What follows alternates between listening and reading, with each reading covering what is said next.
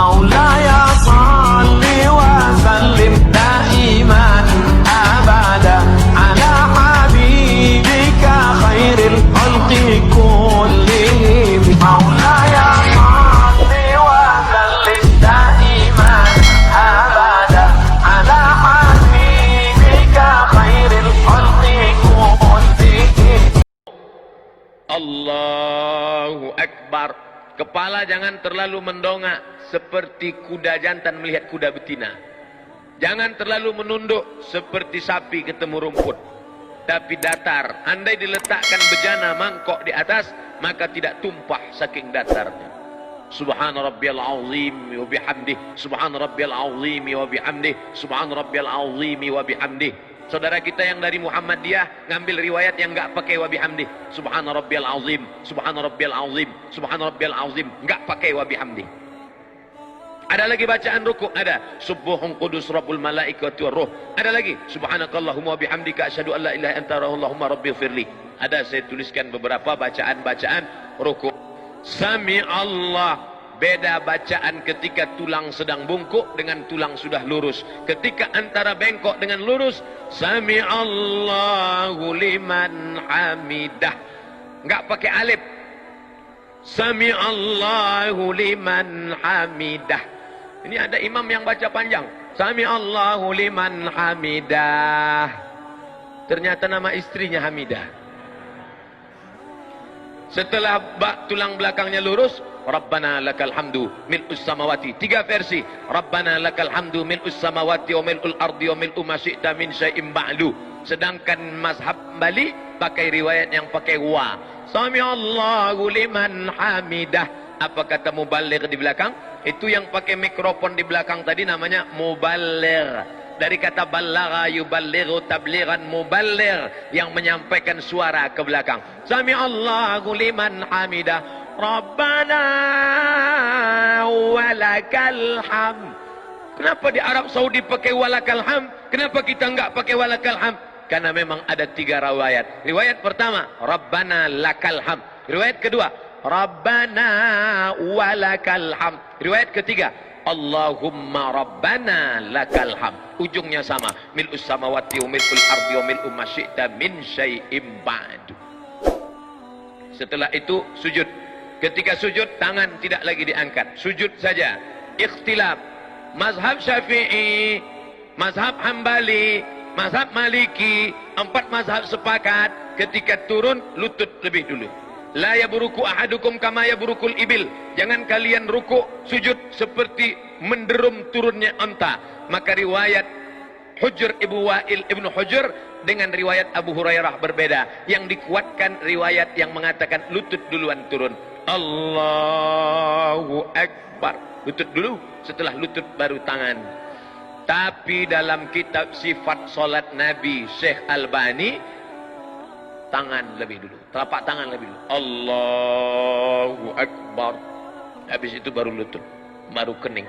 Hanya 2 mazhab saja. Mazhab jumhur mayoritas ulama, lutut dulu.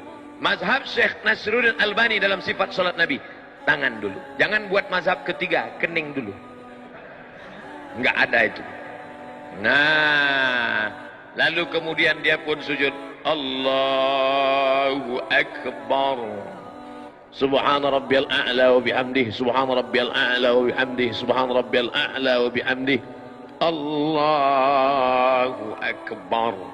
Inilah yang banyak dilalaikan, dilupakan orang. Pada saat ini kita sedang meminta 8 permintaan kepada Allah. Rabbighfirli, warhamni, wajburni, warfa'ni, warzuqni, wahdini, wa'afini, wa'fu anni. 8 proposal kepada Allah. Tapi banyak orang yang tidak ingat entah apa yang dia katakan kepada Allah. Rabbighfirli, please forgive me, oh my God. Warhamni, please bless me. Wajburni, warfa'ni, warzuqni, wahdini, wa'afini, wa'fu anni. Khusyukkan kepada Allah Subhanahu wa taala. Kita sedang bersimpuh di hadapan Dia yang menciptakan presiden dan wali kota, yang menciptakan segala makhluk raja-raja. Kita bukan bersimpuh di hadapan penguasa, tapi di hadapan yang maha kuasa. Ya dzal jalali wal ikram, ya fa'alul lima yurid, ya man qada amran innama yaqulu lahu kun fayakun. Setelah itu sujud, Allahu Akbar, Subhan Rabbiyal A'la wa bihamdi, Subhan Rabbiyal A'la wa bihamdi, Subhan Rabbiyal A'la wa bihamdi. Ketika akan bangkit bangun naik ke atas, maka dianjurkan jilsatul istirahah. Jangan langsung bangun, tapi duduk istirahat. Allah, ini yang disebut duduk istirahat. Duduk istirahat, baru bangkit ke atas. Duduk istirahat dulu. Setelah duduk istirahat, sunnah hukumnya, barulah bangkit bangun ke atas. Ketika bangun ke atas, wa ya'tamidu ala rahatihi, Nabi bertumpu kepada telapak tangan. Ya'tamidu ala rahatihi, bertumpu kepada telapak tangan. Allah, tumpu telapak tangan. Tapi tadi saya melihat Ustadz Arifin bertumpunya tidak dengan telapak tangan, tapi dengan loh, berarti Ustaz ngelihat? Iya, mata saya kan terbuka. Waktu bangun bertumpu begini. Itu riwayatnya apa? Itu hadis, namanya hadis al-ajin. Ajana, membuat adonan tepung gandum. Orang Arab kalau buat tepung gandum itu dicampur pakai minyak samin, minyak sapi. Gak bisa gini. Kalau gitu bakwan. Tapi buat adonan tepung gandum gayanya gini. Karena dia kental sekali. Maka ketika dalam hadis kal-ajin, bangun seperti orang yang buat adonan tepung gandum, maka bangunnya begini. Ikhtilaf. Yang satu mengatakan wa ya'tamidu ala rahatihi. Yang kedua mengatakan, Ustaz pakai yang mana? Saya pakai ala rahatihi. Tapi saya tak menyalahkan yang pakai. Tapi yang unik pendapat Syekh Ibn Utsaimin, ulama Saudi Arabia. Kata Syekh Ibn Utsaimin, ala rahatihi, begini, kal ajin, atau begini, au bi ghairihima, atau selain keduanya. Aduh, ada lagi selain kedua? Ya, bisa begini, bisa begini, atau dia pemain karate, dia bangun begini.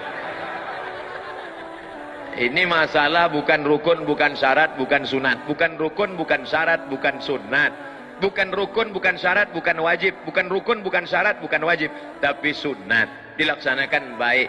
Maka tadi kita semua bangkit begini. Andai orang tidak pakai duduk istirahat, ya enggak apa-apa. Bangun dia langsung. Allahu Akbar. Boleh. Karena Nabi pun pernah melakukan itu ketika masih muda.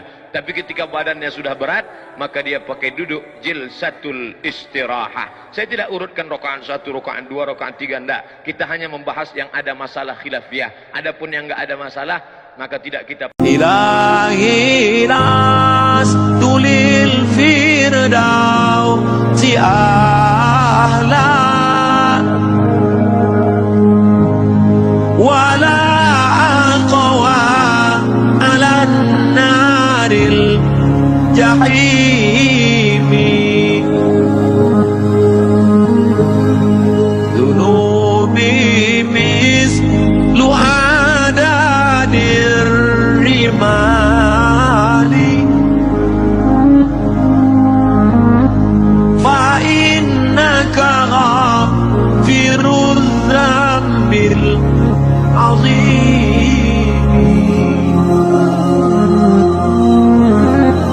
Ilahi tulil firdausi ahla wala aqwa ala naril jahimi. Jangan lupa subscribe, like, and share.